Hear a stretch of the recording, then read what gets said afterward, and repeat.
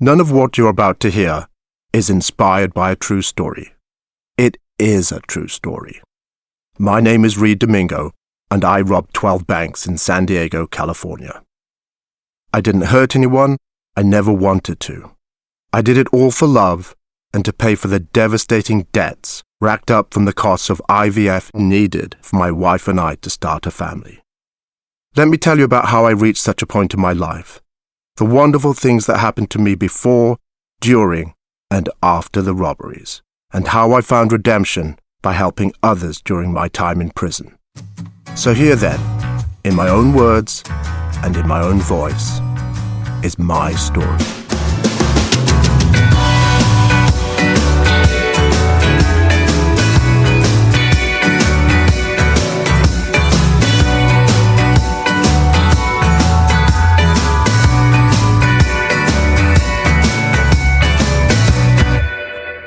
Episode 2, California Dreaming. So once I spoke to my dad and he said that, yes, you're going to be leaving this Saturday. The other company director, Marty Bahardine, and myself, we both donned our suits on Boxing Day, and we had a taxi take us from Abergavenny in South Wales and drive us down to Heathrow Airport, and we flew out to San Diego, California. I think one of the most defining memories that I have of that was when we finally arrived, and it was beautiful sunshine, which I'm not really that surprised about. But as we came to the edge of the airport and we were about to exit, coming through those sliding glass doors, we both braced ourselves. Obviously, the sun was shining, but we knew when that door opened, we were going to get that icy, cold wind that would chill right through your suit. And the doors opened, and it was warm. Unbelievable. We stepped out into beautiful California sunshine, and it was now the 27th of December, and it was gorgeous. The warm air, it was probably low to mid-70s, but when you're used to being in the UK, stepping out into that 70-degree sunshine was amazing. I think what struck me was just how everybody seemed to be happy. There were people wearing shorts and T-shirts around Christmas, and these big American cars. In fact, you saw very few European cars. It was just big Cadillacs and Buicks and Oldsmobiles. Very strange environment. Big open roads and straight roads. So I was just fascinated being in San Diego, and obviously hearing this American accent that previous to that, I'd only really heard American accents on television and in the movies. What was so funny, now I'm in a place where when I was speaking to taxi drivers or restaurant staff, they were fascinated by my accent. And there were several times when we were ordering food that I remember saying what I would like to eat, and the waiter or waitress would just be standing there staring at me. It was as if I was speaking a foreign language, but in some ways I was. I was speaking English, British English, not this American colloquial thing that they had over there. And I suppose the thing that I got wrong was when I would ask for water. Could I please have a glass of water? And I may as well ask for a glass of curry sauce, because they had no idea what I was asking for. That was kind of interesting. But I loved America, or at least my first impression of it. It was warm, the people were warm, and I could just tell that this was going to be a fun couple of weeks. The next day, we got picked up by the company secretary. Her name was Garby, and she took us to the suite that we had. As it was just a sales office, it was in a sort of a business district on Hibbert Street. So she illustrated to me that we had all of the customers on different Rolodex cards. And at any time when you spoke with a customer or they ordered stuff, you would just make some sort of notation on this Rolodex system, and that's how it was. And then obviously invoices, orders would be stored in a filing cabinet. Very surprisingly for me when I was there, they had these Apple computers, these Apple Mac computers, driven by little pictures. So very quickly I realized I needed to find some way to take this information that we had on Rolodex cards and put it inside this computer. To achieve that, I realized what we needed was a thing called a database. I went out. I believe it was about $300 for this relational database, which I purchased, and I had to basically then follow the manual and set it up. It didn't take too long, and I'd say by the end of the 2 weeks that I was there in California, I'd created a database. And I contacted my dad at the end of the 2 weeks. We were ready to come back.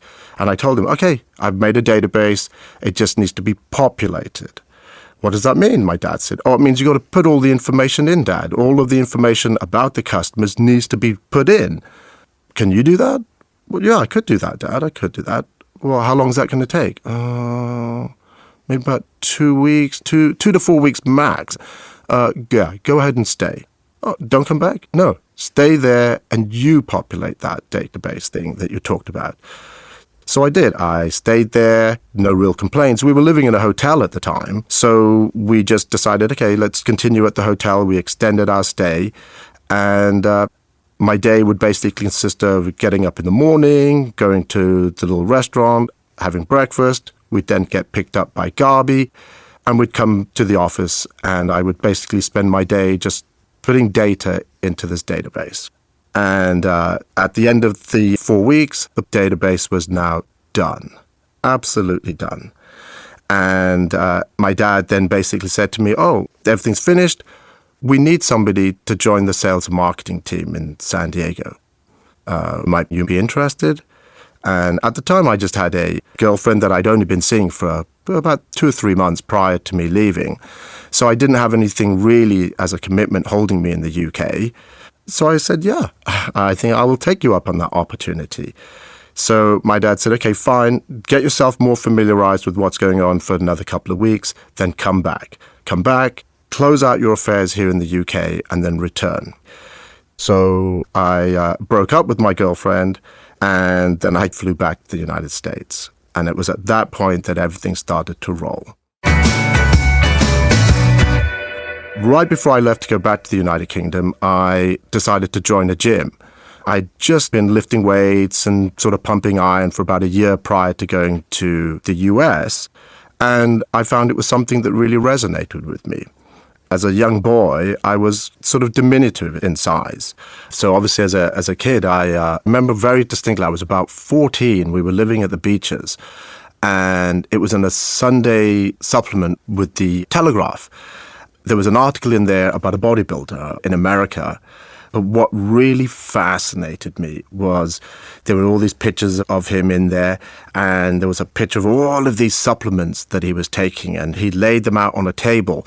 They didn't reference anything with regards to steroids or anything like that, but they were showing all of these tablets he was taking, protein tablets, amino acids, various vitamins, and he was probably swallowing somewhere in the region of 200 to 300 tablets a day.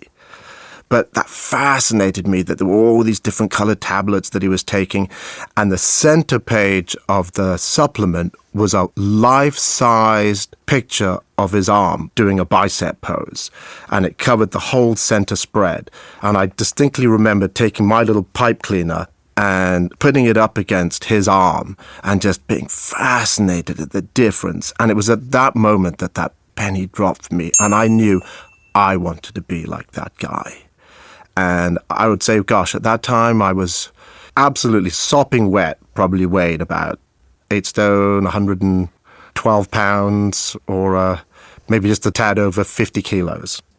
I distinctly remember that I went out and got myself a bull worker. My dad used to have one when we lived in Maidenhead, and now that we're in Wales, I went to a sports shop and I bought this bull worker, which in essence was basically a big spring that had 2 cables that connected the top and the bottom, and all you had to do was pull on the cables, and it obviously compressed the string. And I put up the little chart on my wall, and I did all of the little exercises, pushing it, pulling it, leaning on it, and very quickly I realized I needed something more. So I went out and I bought myself my first little weight kit, with plastic weights that were filled with sand and a bar that you'd put it on. I remember having to carry it all home from Argos, and that was a workout all in itself. taking it from Argos, carrying it onto the bus and lugging all this weight that probably was in excess of, 100 pounds worth of weight, and lugging it all the way from Newport in South Wales on the bus back to Abergavenny, and then trudging it probably a good 3/4 of a mile from the bus station back to the house. And with that, my love affair with lifting weights and to some degree bodybuilding started. Whether it was just destiny, my body really responded to it. And it took no time whatsoever to go from being just a skinny little guy with pipe cleaner arms and legs to developing what a lot of people considered to be a very interesting looking physique. So moving forward, when I came to the United States, obviously I wanted to continue working out. So I joined a gym. But at the time, it was called Family Fitness, across the street from the Miramar Naval Air Station. The name sounds familiar. That's the Naval Air Station that is featured in the Top Gun movies. And genuinely, you could be at the gym, come out, and while you're standing there, you would see F-15s and other types of fighter planes just flying, not right over the head of the gym, but in close enough proximity that you could see these are fighter jets. But the quality of the gym was something that I'd never seen in the United Kingdom. For starters, the gym was probably, I would say, maybe the size of 6 or 7 tennis courts put together, whereas most gyms in the United Kingdom, you were lucky if they were bigger than your kitchen. And the level of equipment out there, massive amounts of weights, dumbbells that went in excess of 100 pounds. Some of the dumbbells I couldn't even lift off the rack. And one of the things I really resonated with was the attitude in the gym. It was so friendly. Everybody was friendly. If you needed help or you wanted to use a piece of equipment, you could just go up to somebody and ask them a simple question as to, excuse me, how many more sets do you have? And they would say, I've got 3, I've got 4. Or they'd say, I've only got a couple. Jump in with me. The camaraderie that they had in the gym was just fantastic. I remember working out there one day, doing my own thing, and this black guy came up to me, massive guy from my perspective, probably about 6'2", 300 pounds, and he asked something about what I was doing or whatever, and once I responded, he said to me, where are you from? And I said, I'm from England. With that, he was like, whoa, no way. We struck up a conversation, and that was the day that I met James G. I'm James G. I'm 57 and a half years old. I spent 32 and a half years in San Diego as a police officer, and that's where I met Reed in San Diego. My father was a Los Angeles County deputy sheriff. I went to college in Flagstaff, Arizona. And from Flagstaff, I always knew that I was going to follow in my father's footsteps and become a deputy sheriff, like my dad. I met Reed in 1986. So I started the academy April 24th of 86. I graduated the academy September 8th of 86. Probably sometime after a graduation or around graduation in 86, I believe, is when I met Reed. I was less thick then than I am now. I was coming off of a full ride college scholarship for football and played football in college and whatnot. So I was a younger person. I was 23 years old when I started the police academy. And Reed is 1 year my junior. So we graduated from the academy. I happened to meet Reed at Family Fitness Center. And just this buffed out guy. I'm from San Diego. I'm not from Europe, UK, England. There's no accent for us. But I met Reed. And I've never known anybody from Europe, England. His town was called Abergavenny. Like, what is that? That's not Los Angeles. That's not Rialto. That's not Pasadena or Covina. Abergavenny. There's too many syllables. What? And then I don't know anything about England because I've never been there, or Europe, or United Kingdom. I don't know anything about it other than I now have a friend who's from there. Reed and I hit it off right away.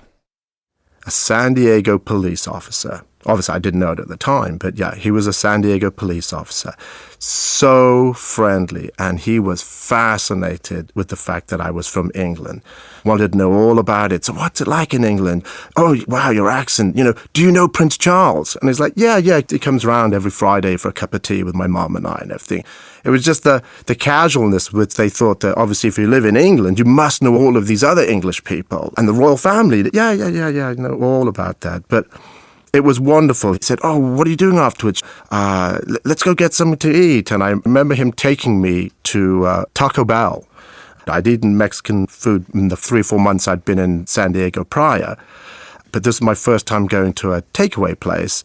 And there was this lime green drink that he ordered called Mountain Dew. And I said, I'll just have a Coke or something. I said, well, what's that Mountain Dew? And he said, never had Mountain Dew? Oh, yeah, you're going to try that. So we ordered this Mountain Dew, and we ordered our tacos and burritos, and that Mountain Dew is toxic but delicious. Then James told me, you've got to come round to my house. I've got to introduce you to my roommates. When are you free? So I said, well, I think it was a Thursday. I said, tomorrow, Friday, I'll be off. Come on over. I'll meet you at the gym, and afterwards we'll go over to my place. Also in the Miramar area, maybe about 10 minutes from the gym. So we had a little rental car at the time. I followed James back to his house, and it was there that I met his roommate, Toby. To protect the identity of specific people, you'll hear me use false names in certain parts of the podcast. When I was in college, a very dear friend of mine named Toby, he wanted to come to San Diego to test for the police department. Well, I knew I was going to work for Los Angeles PD or sheriff. They're two different agencies, big agencies. But I thought, road trip from Flagstaff, Arizona to San Diego? Yeah, 3 days? That sounds like a lot of fun. So Toby packed up our stuff. We set up our appointment for San Diego Police Department, and it was a 3-day interview process that they go through. Physical fitness test, written test, and a psychological test for those people that are testing from out of town. They do all of that stuff over a 3-day period, and the way it worked with the police department is you have to get through each phase to get to the next phase. So that's kind of how it started. We went to San Diego, tested. We both got hired as a result of that interview process, and then 4 or 5 months later, we started the police academy. So Reed and I hit it off right away. And at the time, I wasn't married. This is in 86. Probably came back home. I was living with Toby, the guy I came out here and tested with. He's black, I'm black, Reed's black. The other guy that we lived with happened to be a white guy from the police academy. All 3 of us were roommates, 3 cops living together in Mira Mesa, a small town in San Diego. We lived together. I told Toby about this guy I met at the gym named Reed. Seems like a nice guy. He's got this funny accent. He talks weird. He says things like aluminium instead of aluminum. Like, who says things like that? Like, he talks funny. But he's a nice guy. And he's into fitness. He's into working out and blah, blah, blah. So both Toby and James had met while they were in university in Arizona. James was there on a football scholarship, and Toby was there on a wrestling scholarship. This was a concept that was so unfamiliar to British people at the time that you could go to university on a sports scholarship. I mean, hey, I had to get O-levels and A-levels to go to university. These guys just had to be athletes to go to university. But as I said, James was a big guy, 300 pounds, and built like a tank. And when he grabbed your hand or grabbed your arm, it was like being grabbed by a bunch of bananas. So James was obviously in the college football team, and he was actually very good. And he was actually being scouted to go into the NFL, the National Football League, which is obviously the professional football league in America. That thing that we play here in the UK called football is called soccer. So now I'd met Toby, and James said, do you want to see something interesting? I said, yeah, sure, what have you got? He puts his hand behind his back and pulls out a 9mm semi-automatic handgun. I'd never even seen a gun before in my life. And I asked the stupid question, is that real? And they all laughed like, yeah, no, of course it's not real. Yes, it's a real gun. He puts it in my hand, and I like, what do I do with this thing? He takes it out of my hand, presses a button, drops the magazine out of it, and then says, there you go, now I can give it to you. There was no bullets in it, and I was just fascinated to feel a handgun. He said, so you've never fired a gun? And I said, no, I've never even seen a gun before in my life. He said, all right, we've got to go shooting. All of us need to go shooting and need to fire a handgun. And I was like, wow, this is incredible. I cannot wait to do that. He pulled out some of his police uniform, their bulletproof vests that they wear underneath their shirt. Fairly heavy, but obviously you put it over your head and then you strap it around yourself and then you put your shirt on top of it. So obviously to the uninitiated and untrained eye, you were not aware that he had a bulletproof vest on under that shirt. So he pulled out his utility belt and there was extra ammunition in there, extra magazines. And there was a little spray can in one of the slots. And I asked him, oh, well, what's that? And he said, oh, that's mace. What's mace? He goes, don't know what mace is? No. He goes, oh, okay, here, I'll show you what it is. So he said, okay, put out your finger. I put my finger out, my right index finger, and he just sprayed a little of the spray on my finger. He said, now just rub that just underneath your eye. Anyone? No, either eye, doesn't really matter. So I took this little wet finger that I had and I just rubbed it on the top of my cheekbone below my eye.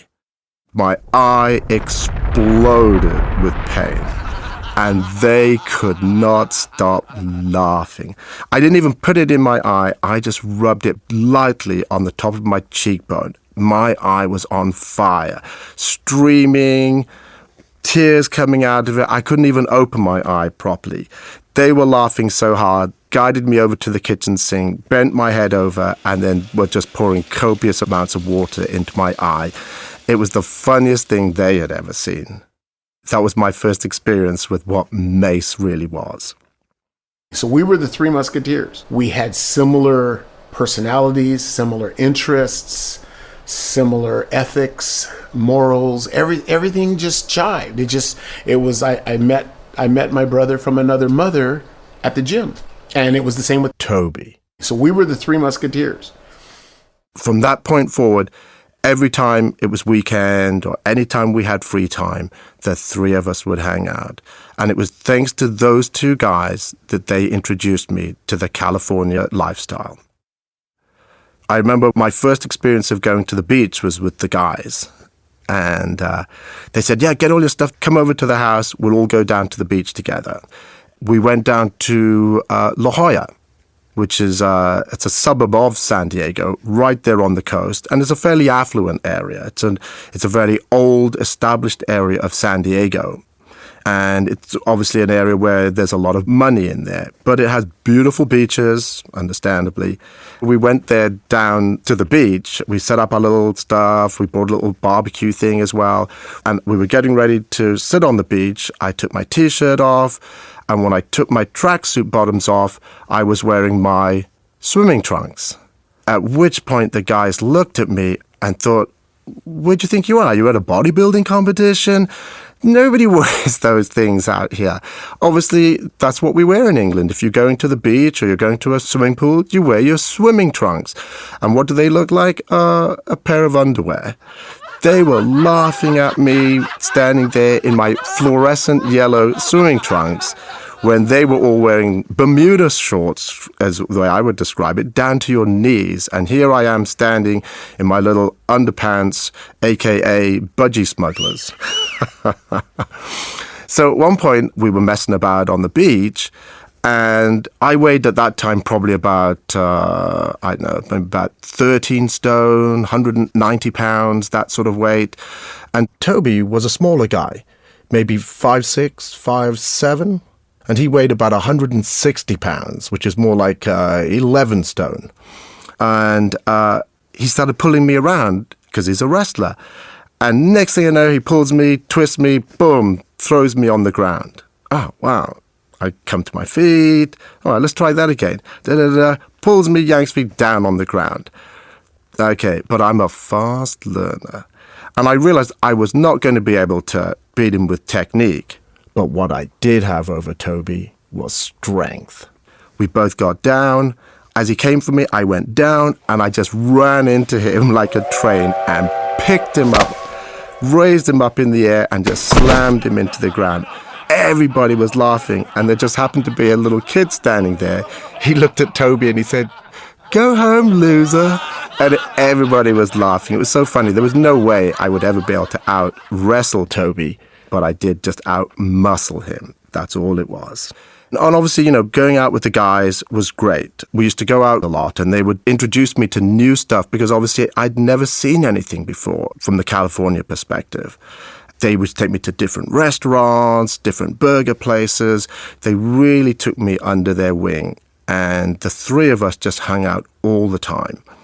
One thing led to another, and we just became bros, and we just started hanging out together. And we were both single at the time, and he was over here from England, wherever that was, and he was working for this company, Biozyme, and his dad owned the company. So he was here running the United States branch of this enzyme company. What's an enzyme, Reed? Like, what are you talking about? And he kind of explained it to me. He had a strong work ethic. He was always working. And when he wasn't working, he was with us. We were his best friends. Toby. Myself, he was over our house all the time and goofing off. Or we would have parties, or we'd go bowling together, or street bike motorcycle riding, or dirt bike motorcycle riding, or don't get me started playing racquetball. We played racquetball a ton. And I was the most experienced racquetball player. But they were both very fit and very small compared to me. So where my expertise was skill, they had speed and agility over my big old frame. So we were one day at the gym, the guys were talking, and James was talking to this aerobics instructor. And James says, "Reed, come over here. I'm going to introduce you to somebody." I went up to her, and she was a very pretty brunette with a gorgeous tan. And James says, "Oh, Reed, this is Trish. She's an aerobics instructor here. Trish, this is Reed. He's from England." Again, when I looked at Trish, she smiled. She had perfect teeth, perfect makeup, and a very captivating smile. We started chatting, and we obviously were getting on very well. And Trish said, she was going to go to TJ that weekend. "What's TJ?" And she said, "Oh, it's Tijuana, Mexico." And it's like, "Mexico? Yes." And understandably, I wasn't so familiar with the geography. San Diego is the closest city in California to the Mexican border. So that Friday night came, and Trish, myself, and about half a dozen other people from the gym went down to Tijuana. We parked at the border in a big parking lot, and we walked across the border. And basically, I think once we got out there, it looked like we were on some sort of American university campus. There were so many young American kids. But the entertainment was basically that they would come around and sell tequila shots with a slice of lime. And the basic way that they did it was they would put it in front of you. You would lift up the glass, drink the shot, suck on the lime, then the waiter would stand behind you and get you in a sort of a headlock, and then vigorously shake your head around like you had to mix up the cocktail in your mouth. And while he or she is shaking your head, they would be blowing a whistle. Everybody would be looking at you, laughing, and you do 2 or 3 of those, and you're definitely not remembering where you're at. So it was just kind of like a fun thing you do. And you would send them to people. You would say, "Oh, yeah, send that person a tequila shot." And that's how it worked. Understandably, by the end of the evening, we had definitely consumed a fair amount of alcohol. We walked back across the border, and I ended up spending the night at Trish's house. From that point forward, we became girlfriend and boyfriend. So who was Trish? She was an aerobics instructor and a student at UCSD. And I suppose the thing with the relationship was it was highs and lows. I had some of the best times, but I had some of the worst times with her. She had an ability to really entertain me, to enthrall me, to have me hanging on her every word. But she also had an amazing ability to absolutely press every single button I had. And she knew it. She knew exactly how to manipulate me. And as such, we would have great times, and there were times I wanted to kill her. In fact, I did say to the guys on several times, I think I'm going to go to prison one day. And we all laughed because we all said, yeah, you probably will, because you're going to kill Trish. I think everything came to a head. We were in New Orleans. It was the late 80s now, maybe 88, 89. And I was there at the annual biochemical convention that my dad would actually fly out from the UK. And I remember being out there in 1988. My dad was meeting all of his business associates, people that he'd known for many years, something in excess of decades. And what was so heartwarming for my dad was he was getting some wonderful feedback from business associates that he'd known for many years, telling him how much they enjoyed working with his son. I remember one of the conventions there, my dad gave me a call and said, you need to go get yourself a car. And I was like, oh, wow, Dad, thank you. Thank you so much. So I went out and I told the boys, hey, my dad said I should go get a car. So I'm thinking about getting him like a BMW or maybe even a Porsche or something. And James said, no, bro, I'll show you. And he took me to a Chevrolet dealer and said, this is what you should buy. And he pointed to a Corvette. It was a brand new 1988 silver Corvette with a 5.7 litre V8. When they fired that thing up, it was like, yeah, I'll take it. We obviously in the UK, we don't tend to have large capacity size engines. And hearing that V8 roar to life and rumble, I was captivated. So I went and purchased a brand new Corvette. And I remember calling my dad and telling him, oh, Dad, yeah, I bought a car. Thank you so much. I bought a Corvette. And my dad goes, Corvette? What is that? And I said, oh, it's a Chevrolet. And my dad goes, oh, like 57 Chevy. And I said, yeah, that's it, Dad. Yeah, that's it, Chevy. And I goes, fine. Oh, well, nice. Good for you, son. You deserve it. I hope you enjoy it. And then I remember it was about a couple of months later, my dad came out to San Diego for just some sort of update meeting with the other staff. And we were in La Jolla. And it just so happened that my Corvette was in the garage being serviced because I'd burnt the clutch out. In less than 10,000 miles, I'd burnt the clutch out from wheel spinning and tire smoking. And as we were walking down the street in La Jolla, a Corvette happened to just be rolling by. And I pointed it out to my father and I said, oh, Dad, there you go. That's a Corvette. My dad took one look at it and was like, what? You never told me you bought a Ferrari. And I said, Dad, it's not a Ferrari. It's a Corvette. My dad said, no, son, that's not the right image for us. Not the image I want to present for Biosime. Sell it.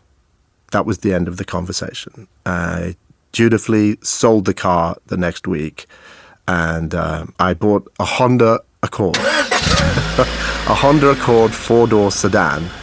And with the change that was left over, I bought myself a motorcycle.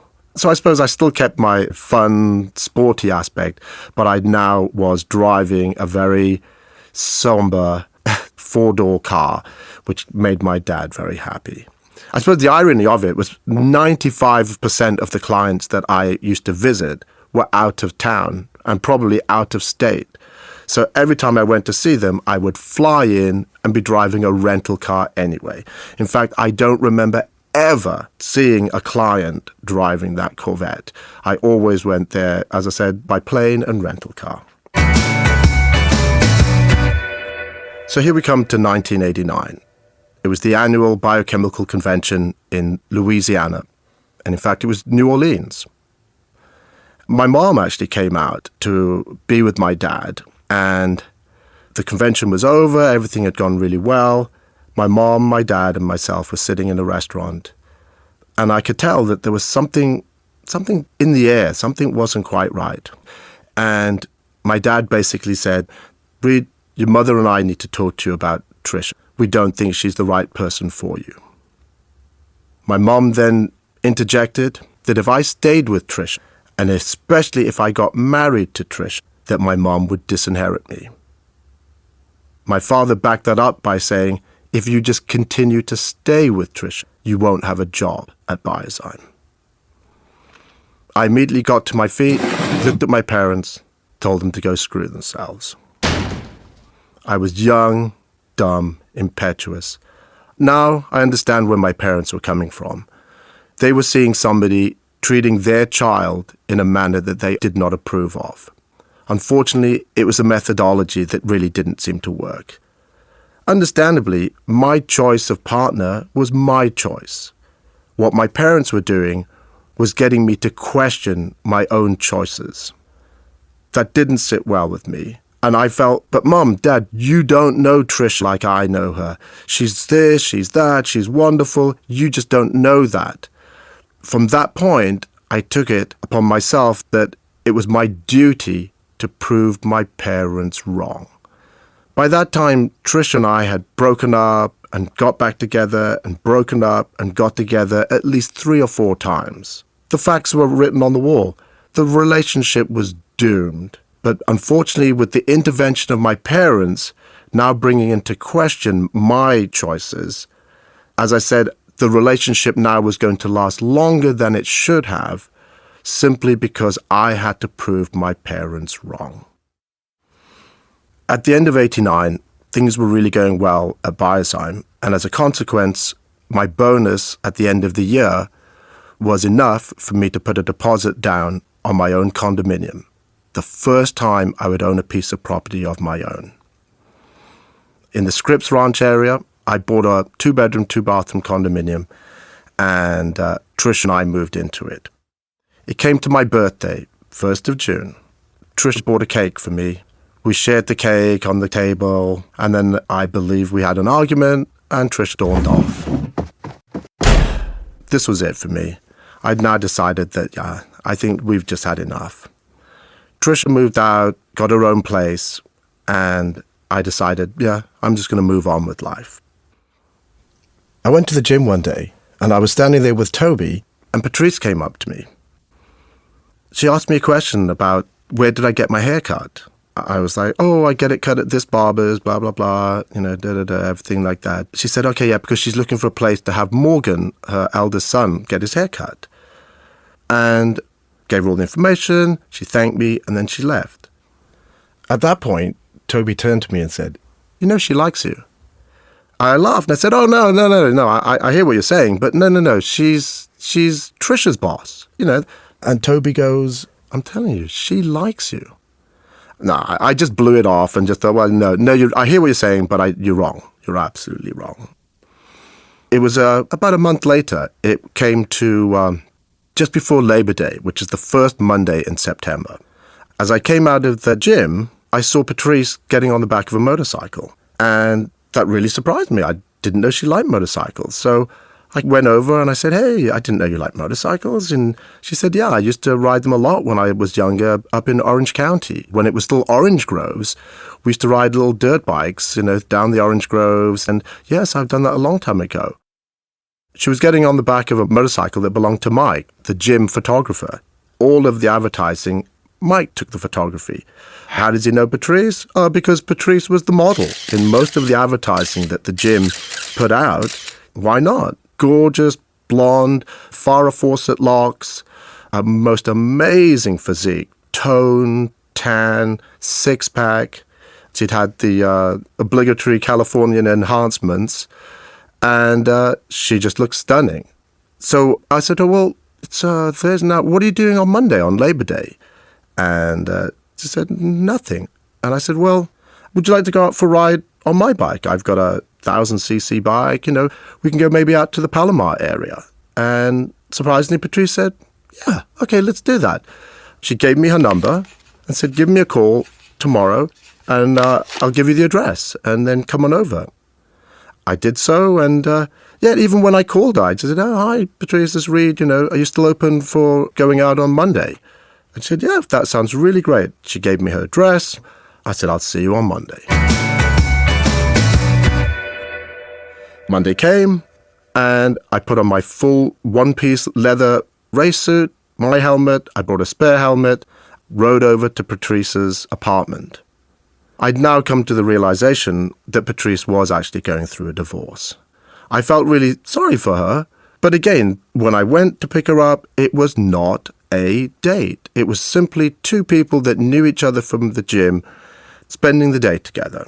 She looked wonderful. She got on the back, and I told her, okay, just put your arms around me and hold on, and just go with the bike. If the bike leans, just go with it, and don't lean against it. And as we rode, yeah, she was a perfect passenger. San Diego is obviously, coastal town, but maybe about 30, 40 miles inland from San Diego is a small mountain range called Palomar Mountains. And what's really nice about it is right at the top, there is an observatory, quite a famous observatory for Southern California. And being a mountain, there was really nice mountain roads and switchbacks, left, right, and wonderful climbs. There was a very tight, twisty way up to Palomar on the one side and a long, sweeping road going back on the other way. Leading to the mountain is a long, straight road.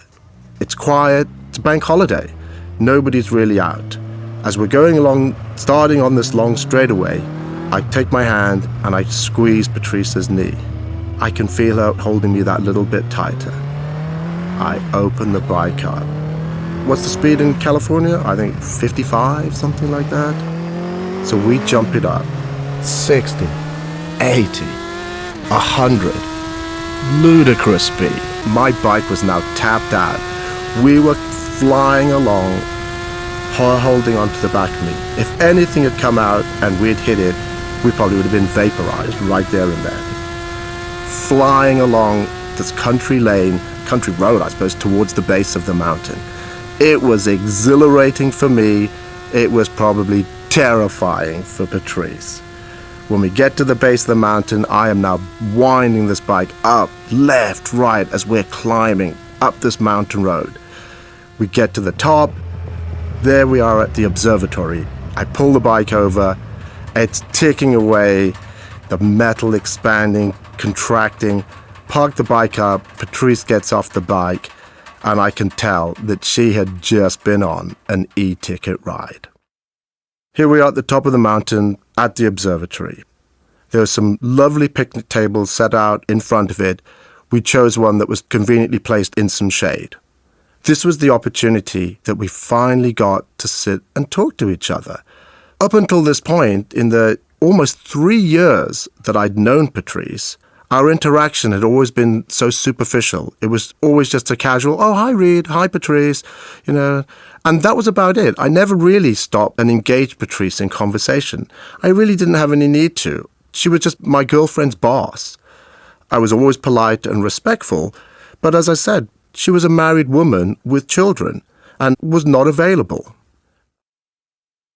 In some ways, this is what was also one of the wonderful things about us going out on that Monday, was I had no intentions or desires with regards to Patrice.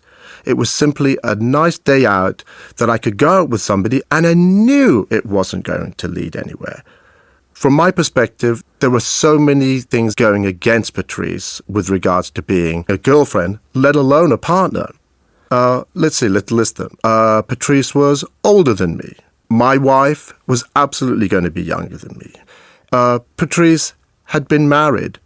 She was going through a divorce. And I suppose the clincher for me, Patrice had children. And I thought, oh no, that never would be somebody I would be looking at as far as going out and having a relationship with, because there are all these negative factors. But here we were sitting there at this picnic table, and it was the first time that we really got to speak with each other. And in a very short space of time, we both realized, wow, you are significantly different from the person that I thought you were. Trish was a 19-year-old valley girl from Los Angeles. Yes, I was younger than Patrice by 5 years, but had far more maturity than she'd anticipated. Also, my life experience was something that she was quite enthralled with. For me, what I was so taken with Patrice was just how calm and open and positive she was. Here I am talking to this really wonderful, caring, sincere person. And We must have sat there for 2 hours, just chatting and finally getting to know each other. At the end of that time, we said, well, should we get something to eat? So we drove back down to Rancho Bernardo, where Patrice was living, and at a little bit more sedate pace than the one that we took getting there. And we came back to Rancho Bernardo, and we went to El Torito's, a wonderful Mexican restaurant. At the end of that, when we went back to Patrice's house, she thanked me for an enjoyable day and said, you know what, let me make dinner for you to show my appreciation. Friday, how does Friday sound? And I was like, great, I'll come and have dinner with you. Even at that point, I didn't feel like, oh, that was a date and this is going somewhere. I just genuinely felt that it was just Patrice's way of reciprocating for having a fun day out with me, that she would do something for me in return.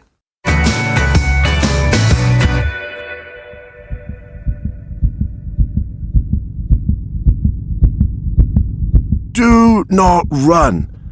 As panicked as I was, I knew that I should not start running. We would all have a tendency to look at somebody if we saw them running in the street. Why are they running? What are they running from? I knew, stay calm, walk steadily. I reached my truck, threw the helmet, bank bag, and 45 onto the seat, and sat there momentarily. I did it. Don't get smug. You're not out of it yet. I started up the truck and rolled down the hill. Before I knew it, I came to the main thoroughfare that was going to take me to the freeway interchange. As I was going along for nothing more than a minute or so, I looked ahead, and here were 3 police cars coming towards me. Lights flashing, sirens blaring. But as we got closer, like ships in the night, we just sailed past each other.